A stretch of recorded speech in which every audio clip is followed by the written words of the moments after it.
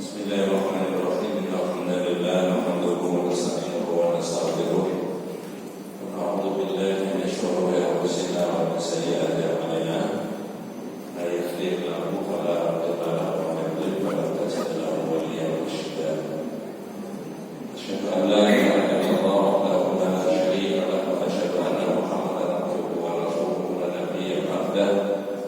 Allahumma shalli ala Muhammad wa ala ali Muhammad kama shallaita ala Ibrahim wa ala ali Ibrahim wa barik ala Muhammad wa ala ali Muhammad kama barakta ala Ibrahim wa ala ali Ibrahim fil alamin innaka Hamidum Majid. Amma ba'du. Ma'asyiral muslimin wa rahmatullahi wa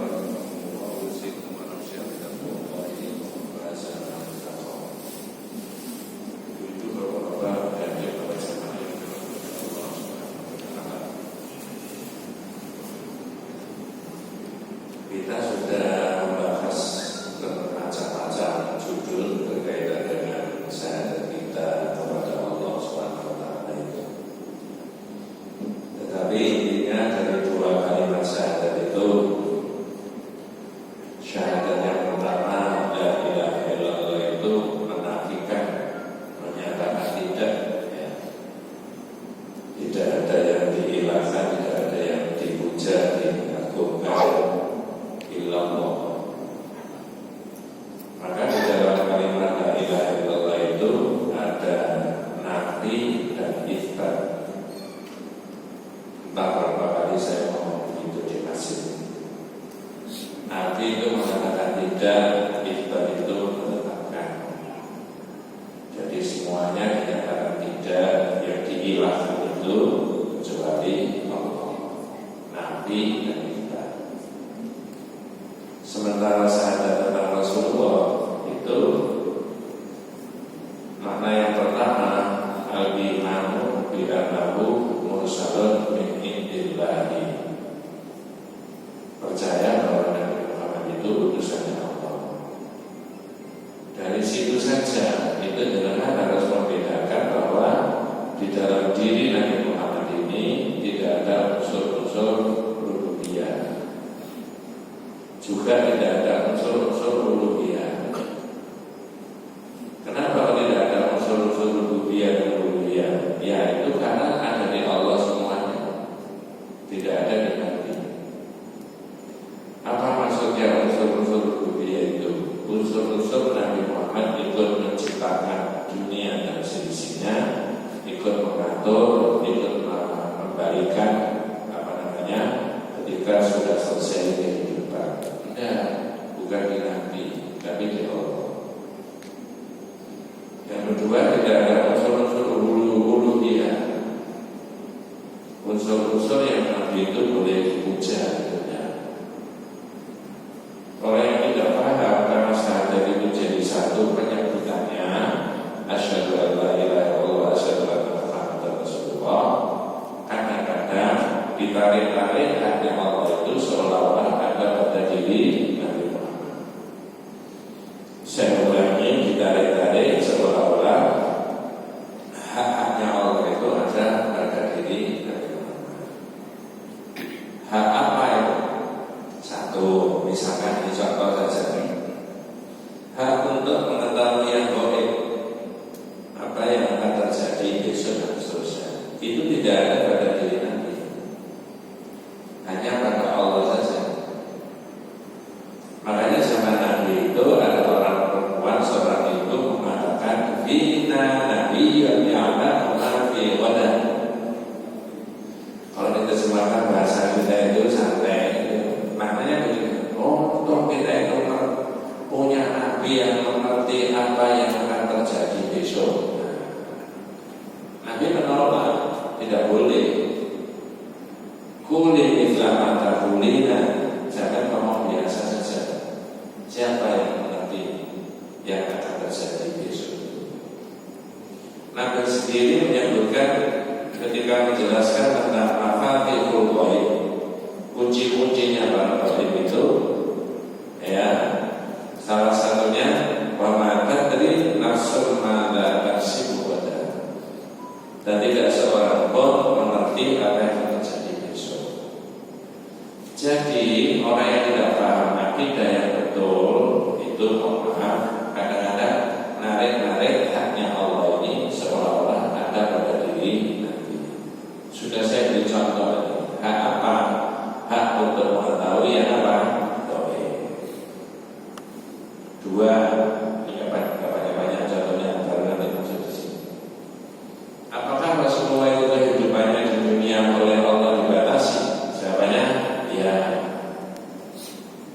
Di usia berapa semua orang paham, usianya 63 tahun sudah wafat. Ketika wafat itulah kemudian ada yang mulai spektakuler. Apa? Pidatonya Abu Bakar. Masih ingat Pak ya? Apa dibalik lagi saja ya? Begitu para sahabat itu seperti yang tidak percaya kalau nabinya itu wafat. Sahabatnya Nabi yang namanya Abu Bakar langsung masuk di kamarnya, melihat sendiri nabinya sudah dikucurkan, sudah wafat. Kemudian Abu Bakar mengatakan, ya Rasulullah, nabiya bahayyan wa ma nabiya bahayyitan. Itu bukan ngajak bicara dengan Nabi, tapi meyakinkan dirinya bahwa Nabi ini hidup mulia, wafat juga mulia. Habis itu Abu Bakar keluar. Di luar itulah Abu Bakar pidato. Ini yang mengagetkan para sahabat itu. Ayyuhan nas qad araftum wa qad alimtum bi anna Muhammad qad mata. Wahai sekalian orang, sesungguhnya Anda telah tahu Nabi Muhammad telah wafat. Man kana ya'budu Muhammad fa inna Muhammad qad mata. Siapa yang menyembah Muhammad, Muhammad telah wafat. Wa man kana ya'budu Allah fa inna Allah hayyun la yamut. Dan siapa yang menyembah Allah, sesungguhnya Allah itu hidup selamanya, tidak akan wafat. Terus Abu Bakar membaca ayat Al-Quran, wa ma Muhammadun illa rasul qad khalat min qabli rusul afa in mata aw qutila qalabtum ala aqabikum wa may yanqalib ala aqibihi fala yadurru syai'an wa sayajzillahu syakirin. Muhammad itu tidak lain dan tidak bukan cuma Rasul. Telah banyak Rasul-Rasul sebelum Nabi Muhammad. Artinya Nabi Muhammad ini tidak unik. Tidak unik apa? Tidak satu-satunya Rasul yang dikirim oleh Allah ke dunia. Ya, apakah ada kata Muhammad itu meninggal biasa atau dibunuh orang? Dibunuh orang, kamu akan balik menjadi orang kafir. Dan siapa yang balik menjadi orang kafir tidak membayar sedikitpun kepada Allah. Lalu disitulah mana langsung ayat ini dibaca, ya tentu saja tanpa diterjemahkan ya. Ini saya terjemahkan itu kan karena di Gunung Santri. Lalu para sahabat itu tersentak, berdiri semuanya. Yang saya baca di tanah itu terutama Umar bin Khattab, yang tadinya marah-marah kemudian mendengar pidatonya Abu Bakar, mendengar ayat Al-Quran yang dibaca dari Al-Imran kalau tidak salah itu ya, 144. Kemudian Umar bin Khattab itu merangkul Abu Bakar. Ya Abu Bakar, ya Abu Bakar, ya Abu Bakar, ya kami laporkan dengan saya. Abu Bakar, saya kok seolah-olah belum pernah membaca ayat ini. Semuanya berdiri. Kami laporkan dengan saya kok seolah-olah belum pernah membaca ayat ini. Ayat yang menyatakan pada satu saat nanti Rasulullah akan wafat.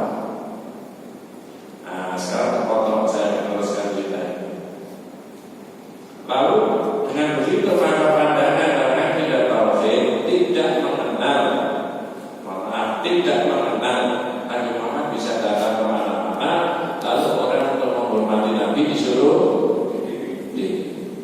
saya tidak mau, tapi saya punya argumentasi ya, menerangkan kepada jamaah yang asli. Dari mana orang bisa pakai ilmu apa? Ya, termasuk orang minta tolong sama Nabi 2000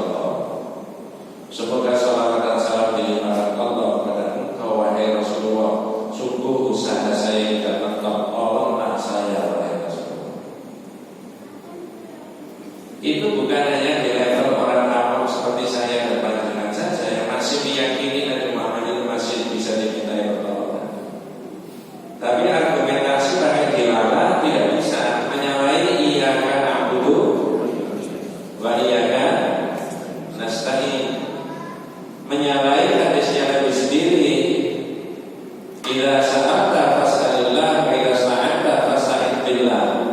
Kalau kamu minta, mintalah kepada Allah. Kalau kamu minta pertolongan, mintalah pertolongan kepada Allah. Imam Nawawi dan Imam Al-Haythami mengatakan, idza talabta al-i'anata 'ala amrin min umuri dunya wal akhirah fasta'in billah.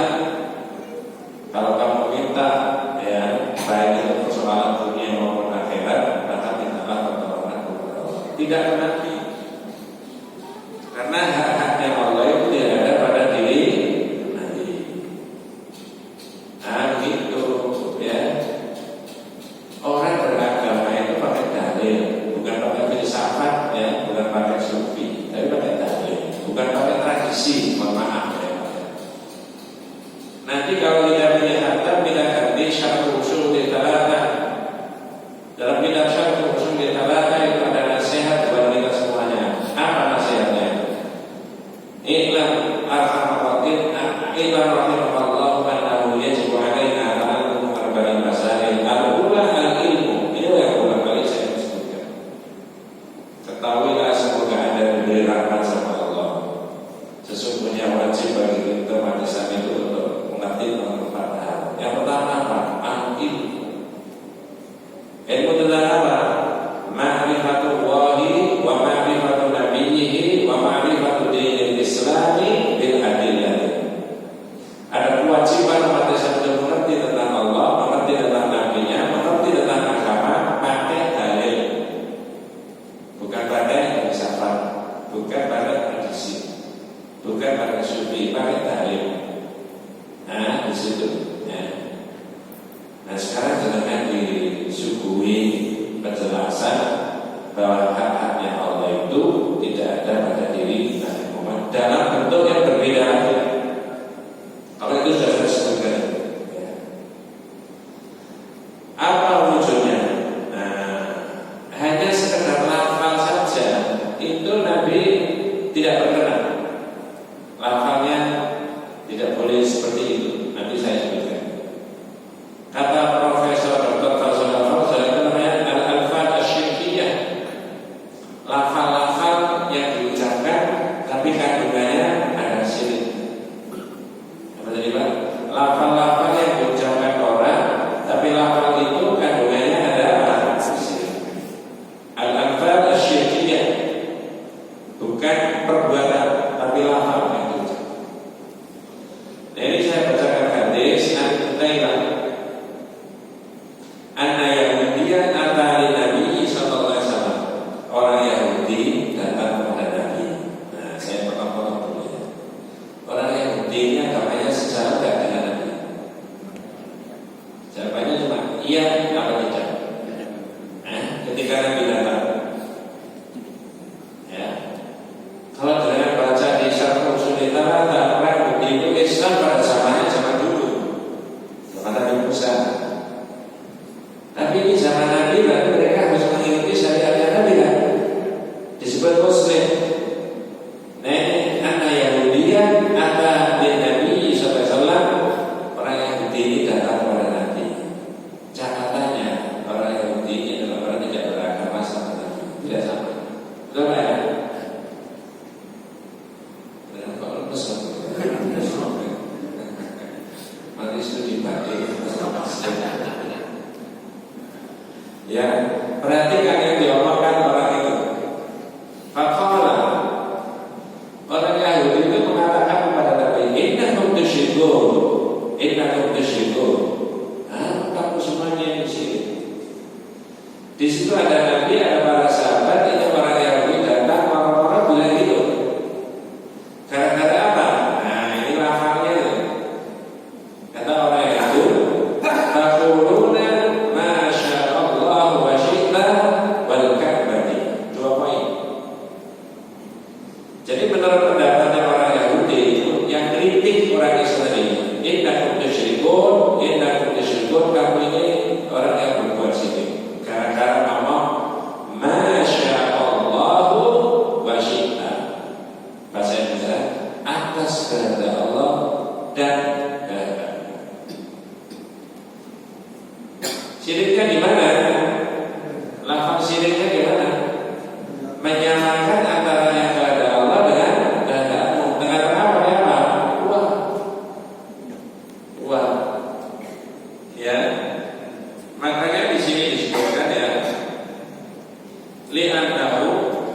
Idza pada anal ma'lum musawwi lillahi fa hada syirkun akbar. Kalau disamakan pakai kata-kata Allah dan ya Allah itu atas, seolah-olah kehendaknya Allah itu disamakan dengan kehendaknya Nabi Muhammad dalam semua aspek kehidupan. Itu kata kita hada syirkun, itu adalah syirik. Tapi Fauzan al-Fauzan menyebut asyirik al-alfaz asyirikiyah, lafal-lafal kesyirikan, menyamakan antara kehendak Allah dan kehendak pakai dan bahasa Indonesia, bahasa lainnya pakai apa? Wal. Yang kedua, wal ka'bati, sumpah menggunakan nama. Halo, sumpah menggunakan nama Ka'bah. Nah, sekarang taurikan sedikit ya atas kehendak Allah dan kehendak. Saya tanya, apakah dalam berbagai event, dalam berbagai persoalan kehendak Allah itu sama dengan kehendaknya Nabi Muhammad? Dalam semua ya, dalam semua aktivitas?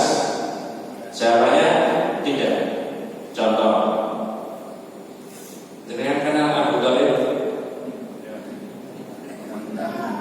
Kalau dijawab kenal saya tanya lagi. Ini Abu Thalib mau wafat Pak, menjelang wafat. Rasulullah SAW hadir di situ. Ya. Lama hadar Abu Thalib al-wafatu ja'ahu Rasulullah SAW indahu Abdullah ibn Abi Umayyah wa Abu Jahlin. Jadi kalau Abu Thalib menjelang wafat, Nabi datang ke situ, lalu di situ ada dua orang kafir, Abdullah bin Abi Umayyah dan Abu Jahal. Perhatikan kata-katanya Rasulullah pada pamannya yang menjelang wafat. Ya ammi, paman, kata Nabi, Qul la ilaha illallah, katakan la ilaha illallah. Di akhir ayatnya, kalimat kata juga la ilaha illallah. Hanya dengan kalimat itu aku bisa membela oh dia kepada Allah. Saya tanya, ini Abu Thalib mulia apa enggak? Bisa mengikuti kehendaknya Nabi? Ya, walaupun di situ ada dua orang kafir, Abdullah bin Abi Umayyah dan Abu Jahal. Ini langsung motong kata-katanya Nabi. Atau Abu Aminah yang Abu Thalib. Abu Thalib kata dua orang kafir. Sampai kalau baca syahadat mengikuti Muhammad berarti sudah mengingkari agama nenek moyang. Fa'ada alaihi Nabi sallallahu alaihi wasallam fa'ada. Nabi mengulangi lagi. Ya ammi qul la ilaha illallah.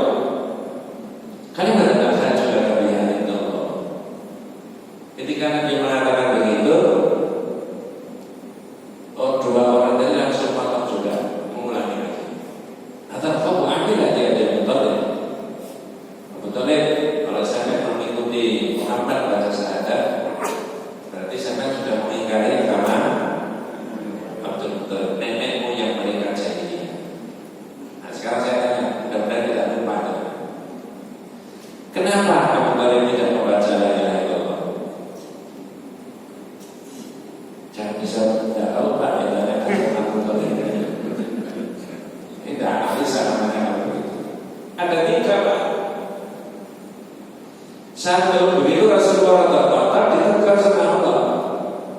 Innaka la tahdi man ahbabta walakin Allah yahdi man yasha wa huwa a'lamu bil muhtadin. Muhammad, kamu tidak bisa memberikan hidayah kepada orang yang kamu cintai, tapi kami Allah yang memberikan hidayah terhadap siapa saja yang kita hendak. Berarti hidayah itu di tangan Nabi atau di tangan Allah? Nah, satu. Dua, kita faham aja namanya al-qaul mufid. Penjelasannya apa kedua? Pada menilai gengsi. Makanya orang Islam gengsi itu tidak boleh. Di mulut itu Nabi Muhammad itu mulai kecil kan ngenger sama siapa? Ngenger itu. Ikut Abu Thalib kan? Nah sekarang sudah Abu Thalib sudah sepuh, sudah menua usianya, Rasulullah sudah 50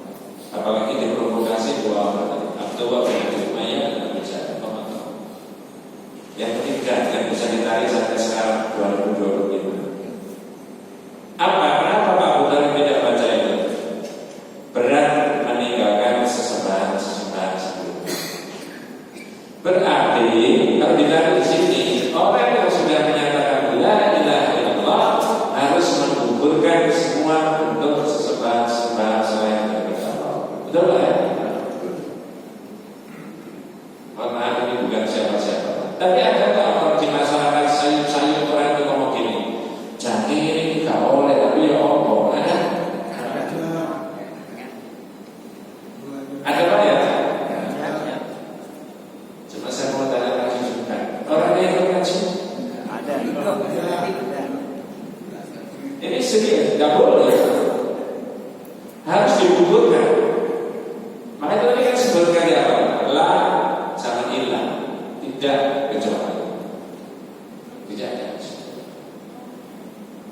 Ini kalau jujur itu membahas itu semuanya.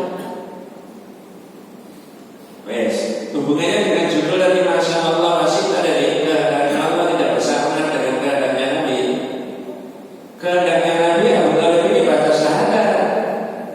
Keadaannya Allah tidak. Ya sudah kewenangan Allah. Nah, bukan ya kok mau kasihan, oh jangan begitu. Maaf saya sebutkan. Manusia ini dari tidak ada menjadi ada, yang menciptakan siapa? Yang memberi rezeki siapa? Nah, diopeni kan manusia ini sama Allah. Diopeni, pakai kalau Jawa. Caranya ngopeni gimana? Allah yang ngopeni manusia supaya kehidupan manusia baik. Itu diterangkan di Syarh Ushul Thalathah ini. Allahu khalaqana wa razaqana wa lam yatrukna hamala. Bal arsala ilaina rasulan. Faman ata'ahu dakhala jannah wa man asahu dakhala nar. Allah itu yang menciptakan kita, memberi rezeki kepada kita dan tidak meninggalkan kita terlantar. Coba. Mana buktinya Allah tidak membiarkan manusia terlantar? Arsala ilaina rasulan. Allah utus untuk kita rasul. Seorang rasul. Faman ata'ahu dakhala jannah. Siapa yang mentaati rasul masuk surga, wa man asahu dakhala nar. Siapa yang tidak manut akan masuk neraka. Kalau ada Pak Kiai, Pak Ustadz kok neraka itu berarti bukan yang menerakakan itu Pak Ustadz, Pak Kiai itu. Ya, memang hadisnya bilang itu loh. Nah saya di berbagai YouTube banyak kritikan aja di situ bolak balik neraka. Kenapa kok begitu Pak? Nah, saya beri penjelasan pakai manusia ini makhluknya Allah, diciptakan Allah, ditaruh di dunia, surga itu miliknya Allah, neraka itu miliknya Allah. Orang manut akan diberi surga, nggak manut diberi neraka sama Allah. Terserah Allah urusannya. Nah, gitu. Ya, kalau itu masih kurang tajam, kita kasih contoh lagi supaya lebih tajam lagi. Berat badan itu menang apa kalah tadi semua? Badan. Menang. Atau Ramadan kan? Menangnya manusia itu karena dibantu siapa? Malaikat. Berapa yang diturunkan? Versi surat Al-Imran ada malaikat 11, ada 1000, 3000, 5000 dan seterusnya. Apa yang dilakukan malaikat diperintah sama Allah? Potong lehernya orang kafir, potong ujung jarinya. Yang potong siapa? Malaikat. Yang perintah siapa? Allah. Pertanyaan saya, sadis ya? Jawabannya betul-betul. Ya, saya punya argumen tidak sadis. Terserah Allah. Itu makhluknya Allah sendiri. Dari tidak ada menjadi ada. Sama sendiri, dia tidak manut sama Nabi-Nya. Mau diapakan sama Allah terserah. Dan ada orang bisa menilai kehendaknya Allah itu. Ya, kalau yang dress dengan bisa memahami sana. Ada banjir kayak begitu, walaupun bisa diturun dari mana, tapi nyatanya kan sudah banyak orang bergerak. Kasihan, kalau Allah ya ada kasihan masa saja. Itu kan manusia terhadap manusia. Ya, nah di situ. Jadi saya ulangi, keadaannya Allah tidak sama dengan keadaannya siapa tadi? Rasul. Saya kasih contoh. Sebenarnya ada contoh lagi. Fathul Makkah. Fathul Makkah itu kan berapa? Nabi Muhammad SAW sukses membuka kota Makkah, tidak ada perlawanan sama sekali. Padahal semuanya sudah diblokir sebelumnya. Ekonomi, sosial, budaya, keamanan ditahan orang kafir. Tapi tahun ke-8 enak saja Rasulullah SAW. Kalau dengan runut, sebenarnya tahun ke-6 itu Rasulullah sudah masuk, mau mendaki masuk tahun ke-6. Dihitung dari mana? Dihitung dari hijrahnya Rasulullah dari Mekah ke Yatsrib ke Madinah. Tahun ke-6 mau balik, mau membebaskan kota Makkah. Dihadap sama orang kafir tidak boleh. Lalu ada perjanjian apa? Hudaybiyah. Kehendaknya Rasulullah masuk dalam Quran, tapi Allah tidak membolehkan. Turun ayat inna fatahna laka fathan mubina. Nanti kami bukakan tentang ayat itu. Jadi bukan atas kehendak Nabi sendiri, atas Allah. Nah, di situ. Maka orang yang berdiri punya pendapat ketika umat Islam mengatakan atas kehendak Allah dan kehendakmu, ini bagian dari perbuatan apa? Syirik. Yang kedua, wal ka'bati, sumpah menggunakan nama Ka'bah. Saya tanya, sebenarnya sumpah itu pada saat menggunakan nama apa? Nama siapa yang dipakai itu sudah? Allah. Allah satu-satunya apa boleh digandeng dengan yang lain? Satu-satunya. Sumpah itu Pak, hakikatnya tahqiqul amri atau tahqiquhu bi bismillah ta'ala atau sifatin min sifatihi. Sumpah itu adalah meyakinkan satu perkara, ya, dengan cara menyebut nama Allah atau sifat-sifat Allah. Sudah dibahas di bab 43.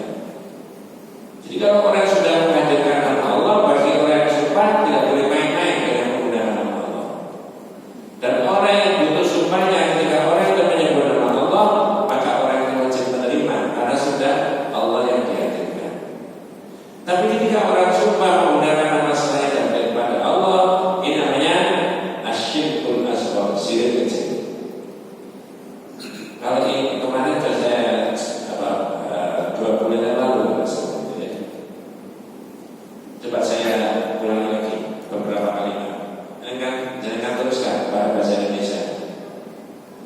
Syirik itu adalah sangat harusnya ibarat semut hitam terus malam hari di atas batu hitam. Ya jangan semut hitam makan gula. Semut hitam merayap di batu hitam di gelapnya malam. Yang memberi tafsiran seperti itu Ibnu Abbas. Al-Adad wa asyirik afami dari benar ala safani syarada fi dhulumatil lail. Syirik itu mas halus, ibarat semut hitam merayap di batu hitam di gelapnya malam. Wa huwa an taqula, yaitu kamu mengatakan wallahi wa hayati wa hayati kayaklah, demi Allah, demi hidupku, demi hidup. Jadi gandeng sumpah itu antara nama Allah, nama dirinya dengan nama kamu. Kalau di masyarakat kita mungkin ini tidak populer. Yang populer gandeng nama Allah dengan nama Rasulullah. Jadinya demi Allah, demi Rasulullah. Boleh nggak Pak? Tapi ada nggak? Ada. Orang yang tidak paham karena nama Allah sudah dicabut, diambil, nama Rasulullah dipakai, dianggap itu adalah lebih afdal, padahal tak masalah. Nah, makanya tadi saya katakan orang Islam itu tidak boleh membiarkan dirinya tidak tahu agamanya. Kalau ada orang Islam sepanjang hidupnya nggak bisa nyetir mobil, berdosa nggak? Kalau nggak ngerti tahu. Tapi ada nggak orang merasa tidak berdosa? Oh ya, berdosa. Padahal kalau bilang bukan karena saya ngajar. Wa a'lamu ma amara Allah bihi wa at-tauhid. Sebesar-besar yang diperintah Allah itu bertauhid. Ya, wa huwa ifradullah bil ibadah, memisahkan. Wa a'lamu ma nahallahu an wasyirk. Sebesar-besar yang dilarang oleh Allah dalam perbuatan syirik. Itu harus diseriusi. Kalau nggak bisa nyopet, nggak bisa menanam kerak, nggak bisa ini, masa mampu aja nggak berani, sekarangnya dimatikan dulu satu itu tidak masalah. Tapi tidak akan kita oke, ya. Nah, di sini. Saya belum melanjutkan. Lalu reaksinya Rasulullah gimana? Ketika ada orang yang beri ngomong begini, ya, innakum tusyrikun, sampai semuanya syirik gara-gara dua ini sudah dibahas. Ya, kamu mengatakan, ya, masya Allah wasyita,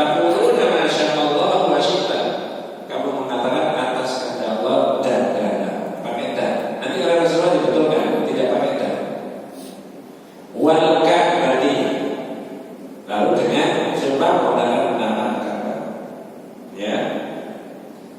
Fa'amarahu Nabi sallallahu alaihi wasallam, maka Nabi memerintahkan idza aradu ayyahu ya wa rabbil Ka'bah.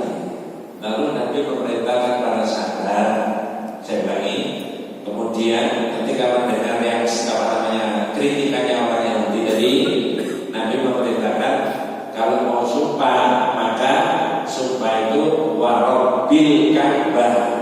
Ada tambahannya apa? Apa namanya? Rabbil Ka'bah. Artinya apa? Demi zat pemilik apa? Berarti demi siapa?